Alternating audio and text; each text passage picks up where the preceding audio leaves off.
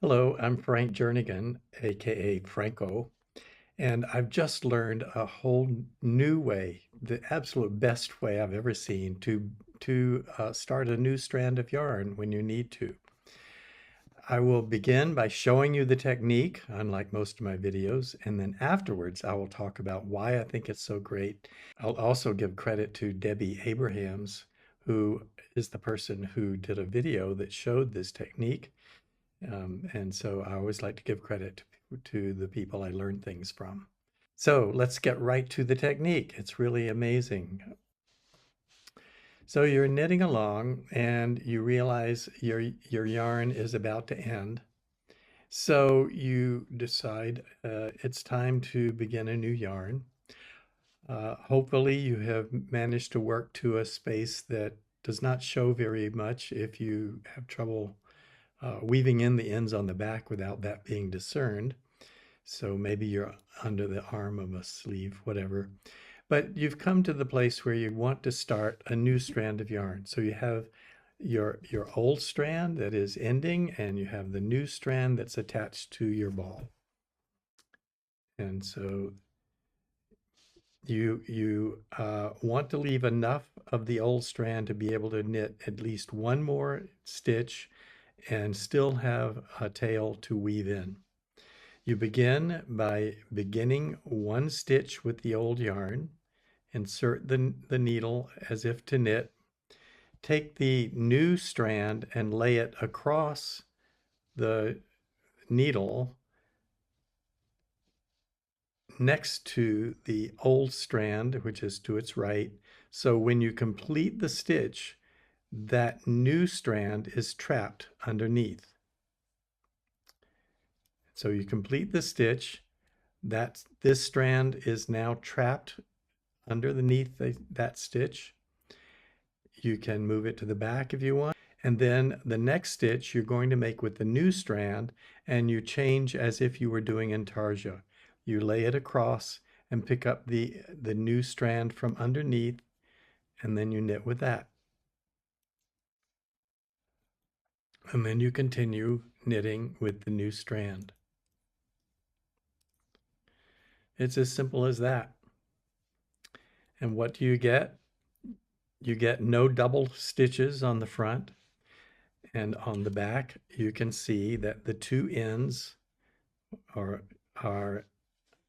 hanging free, and they're both trapped, and they're very neat. There are no loose stitches. There's no double stitches. There's no double print knitted stitches, which I always did before. Now that was the technique, by the way. Now I'm going on to explain why I like it so much. First of all, it's very simple. The alternatives are things like knitting double stitches, one or more double stitches with both yarns and then continuing on. And that is actually visible from the front if you look closely. Another technique are things like the Russian join and the spit splice, and they're all very fiddly techniques. They take a few minutes each, and in case of the spit splice, I find that half the time it doesn't work and it pulls apart, and then you have to try it again. And the Russian join is just very fiddly and can leave a knot that's too big and it's not as successful. And it's a lot of time-consuming work, whereas you saw this is just very easy to do. This actually is a technique that can also be used to start a new color in intarsia. And when Debbie Abrahams presented it in her video, that's actually what she was showing. So let me show you what that looks like. Let's say I've reached this point and I want to start a new color for intarsia. In the same way I just did, I begin a stitch. I bring the tail of the new cover, the new yarn, the tail is in the front. I bring it across the needles and pick up the old yarn from underneath so that when I knit this stitch, it's going to be trapped. So I knit the stitch, trapping the new yarn, which is a different color. I drop the old yarn, move the tail to the back, pick up the new yarn. Oh, first I take the old yarn and take it across.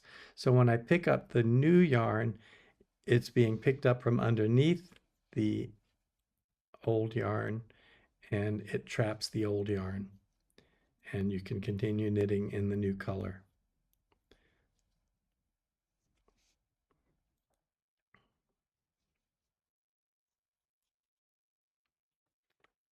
Isn't that just a perfect way to start a new strand of yarn?